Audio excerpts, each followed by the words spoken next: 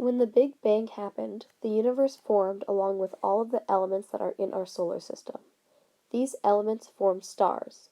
Planets and life were unable to form at this point in time because there were not enough of the elements needed to create such an environment.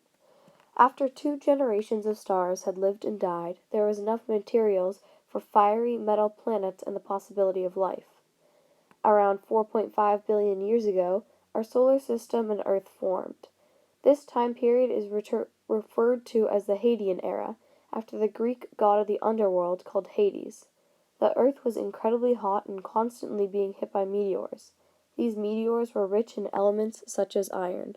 It is awe-inspiring to think the materials in things we use every day, and even in ourselves, were most likely once part of a star.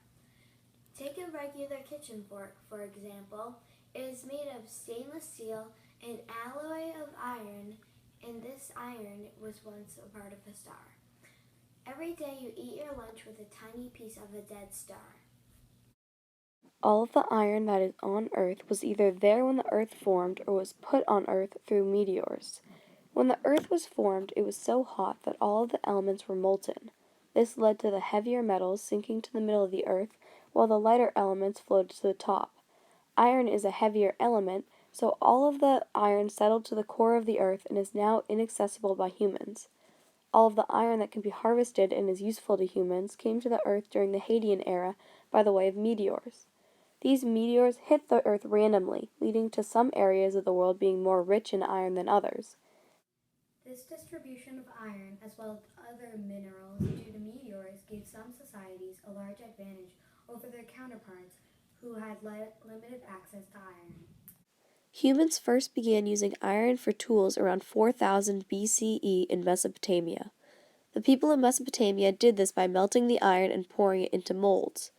Once the iron had cooled, it would become brittle, which made for ineffective tools. If iron is brittle, then it breaks and cracks. Imagine you're a Sumerian king wanting to equip your army with iron weapons for war because it's cheaper. But it doesn't make sense because as soon as your army gets to battle, their weapons will shatter. The Hittites, an ancient people who resided in modern-day Turkey, significantly improved on this technology around 1300 BCE.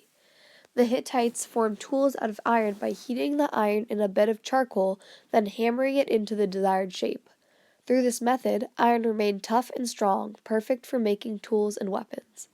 The Hittite empire eventually fell, leading to the dispersion of Hittite metalworkers, leading eventually to the spread of Hittite iron technology. This revolutionary way of forging iron eventually spread all over Eurasia. Around 1000 BCE, the Hittite ironworking technology had spread to numerous societies. It led to the iron production in Africa, like large-scale production of iron in the southern Nile, and the beginning of iron production by the Bantu people. The Bantu people began to produce iron tools and weapons. This led to an increase in agriculture, facilitated by the increased production and decreased prices of axes, hoes, and adzes. The weapons that Bantu people produced helped them defend their land and gain more as they continued the Bantu migrations. Through these migrations, the Bantu people spread iron metallurgy across sub-Saharan Africa, which was rich in iron. The spread of iron technology led to an increase in Africa's population. Before the knowledge of iron was widespread, the population of sub-Saharan Africa was 3.5 million people. But after the Bantu people spread this technology, the population of sub-Saharan Africa ballooned to 11 million people. The people of Mesopotamia also became exposed to the Hittite methods and began making effective tools around 1000 BC. The Assyrians, in particular, made superior weapons using iron. These weapons helped them build and expand their empire. In Mesopotamia, iron quickly surpassed bronze as the most popular widespread metal due to its abundance and affordability. During the 1st century BCE, ironworking technology diffused into Zhou, China. The production of iron increased rapidly during the Zhou dynasty. Iron was much cheaper than bronze, and iron weapons became popular. These weapons were used by lower-ranking people in order to overthrow the Zhou emperor. By 500 BCE, iron metallurgy had become so popular that the majority of the Bantu people were using it. Also around this time in Africa, furnaces along with other implements were being used.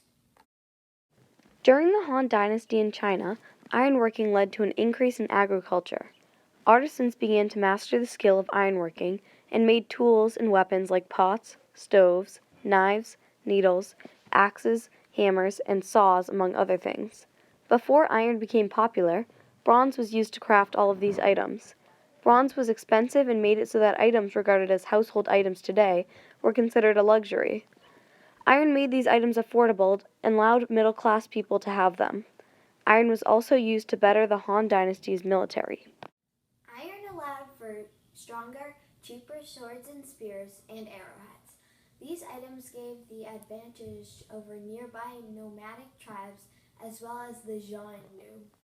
In the post-classical era, iron technology expanded into regions such as Southeast Asia. Between 600 and 1600 CE, iron production became important in Indian Ocean trade. Also during this time period, during the Tang and Song dynasties in China, iron and steel production increased rapidly. New and improved ways of metalworking led to stronger and more useful metals during these dynasties. Coke is a purified form of coal. The discovery of the usefulness of coke when it came to heating iron furnaces led to better metals. The popularity of iron production increased by 10 times between 800 and 1100 CE. Most iron was used in making of agricultural tools and weapons, especially arrowheads. Iron was also used in a lot of construction projects like bridges and pagodas during this time. During the Song dynasty, ironworking technology and knowledge diffused into nearby nomadic tribes. This leveled the playing field between them and China, leading to military struggles for the Song dynasty. In 1709, Europeans began to use coke instead of coal in furnaces while producing iron and steel. During the Industrial Revolution in the 1700s, iron production increased rapidly due to the use of bigger blast furnaces. This allowed for more iron to be produced quicker. Iron became much cheaper, which made iron a popular component in ships, buildings, and bridges. Iron was used in machinery and parts that made machines stronger. During the 1800s, steel was used more often than iron. In 1856, Henry Bessemer invented the Bessemer converter that cheaply mass-produced steel. Steel became increasingly popular until it eventually replaced iron in the making of tools, machines, and structures, especially those that required increased strength. It is impossible for humans to know the history of everything because the human brain isn't capable of grasping the concept of how long the Earth has been around, let alone the universe. However, Big History does allow for students to have a holistic view of history and allows for connections between societies to be made easier. History class in general has always been about humans and their interactions, but Big History is more about the Earth and all of the things that have occurred on it in the past 4.5 billion years. Big History focuses more on the science aspect of the progression of the Earth, but this also is repetitive of other science classes that are required courses. Big History makes the claim that to understand history, someone has to understand the origin of the universe, and that the events on Earth that lead up to modern humans are also necessary to know. But these things are already being taught in science classes, and reiterating them in the name of history seems pointless.